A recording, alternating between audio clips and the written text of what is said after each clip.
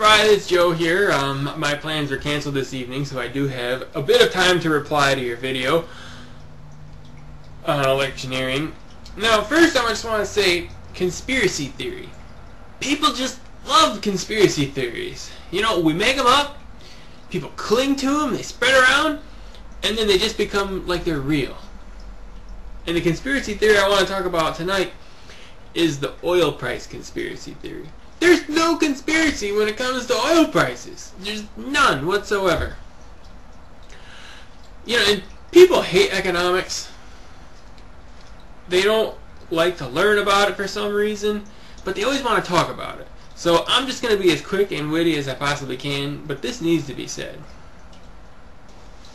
Alright, let's just take a quick look at a snapshot of the oil market.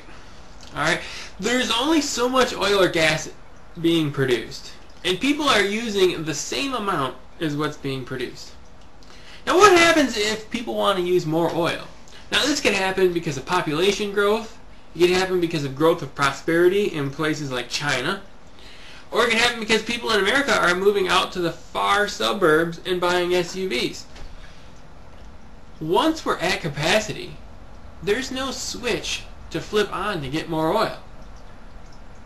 All markets react to this situation by raising prices until people will only buy what's available. It's very simple. As the price goes up, people tend to buy less of something. The problem with oil is people are pretty set. It takes a large price increase to change people's behavior. I mean, think about it. What would you do? You know, you live out in the suburbs, you know, people aren't going to sell their SUV just to save oil that week. You know, you can't react that quick. But in time, people are going to come up with ways to save. You know, they can buy nitrogen to put in their tires. You know, that was an innovation that came out of this last oil price increase.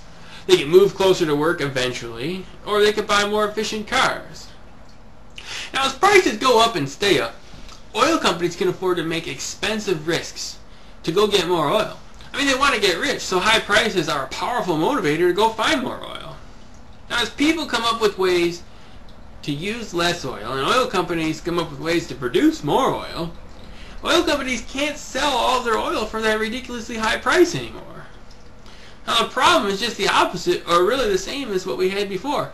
People aren't going to immediately go and get new SUVs because the price of oil went down, and oil companies aren't going to shut off the pumps that they already bought and paid for. So the price just plummets. Once again, just think about what you would do in this situation.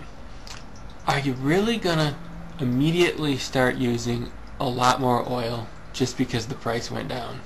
One thing that I haven't brought up yet is OPEC. OPEC is the cartel that tries to control the prices of oil by controlling the supply coming from certain key countries. Now, OPEC has had some success, but during high price environments, the oil producing countries can't keep up, and during low price environments, the countries tend to cheat on the cartel. And also, not all countries are in OPEC. Their influence is very limited. Ultimately, the only thing that controls the prices of oil is the market. I'm sorry, conspiracy theorists.